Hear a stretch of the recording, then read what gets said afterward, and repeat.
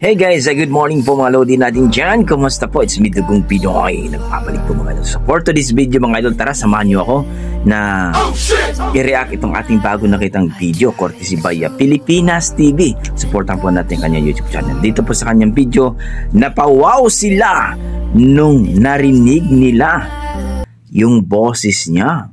Wow, sino kaya ito mga idol? Tara, panoorin natin mga idol at magbigay tayo ng reaction pagkatapos ng kanyang video. Let's go mga idol. Pilipinas TV. Hi, I'm Giselle Calonia and I am going to what? Sing a song. Sing a song. You're still the one. You're still the one. Good. Looks like we made it. Look how far we've come, baby. We might have taken a long way. We knew we'd get there someday. They said, I bet they'll never make it. But just look at us holding on. We're still together, we're still going strong. You're still the one I run to, the one that I belong to. You're still the one I want for life. Ain't nothing better. We beat the odds together. I'm glad we didn't listen.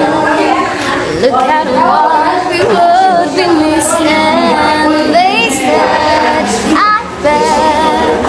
They'll never make it, but just look at us holding on. Yeah, we're still together, still going strong. You're still the one I run to, the one that I belong to. You're still the one I want for life. Okay. Ang lupit mo naman ate. Yun po mga idol, narinig natin ng kanta ni ate. You're still the one.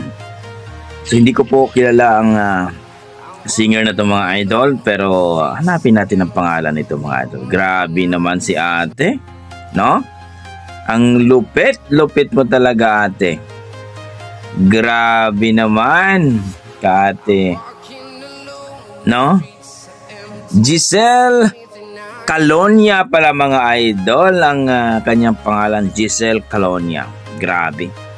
So para sa akin mga idol, na-amaze ako, nagustuhan ko yung timbre ng boses. Talagang partida, wala pang mic yun mga idol, no? Lalong-lalo na kung mayroong microphone yun at mayroong sound system, then talaga namang mapapawaw tayo.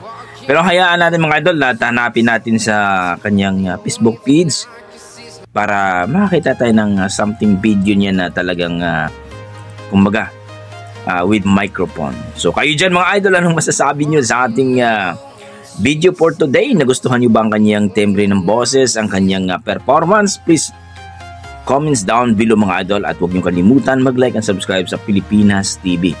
Grabe naman din. So hanggang dito na ako mga idol. Maraming salamat. Basta may dugong Pinoy, talagang malupit sa kantahan niya. God bless mga idol.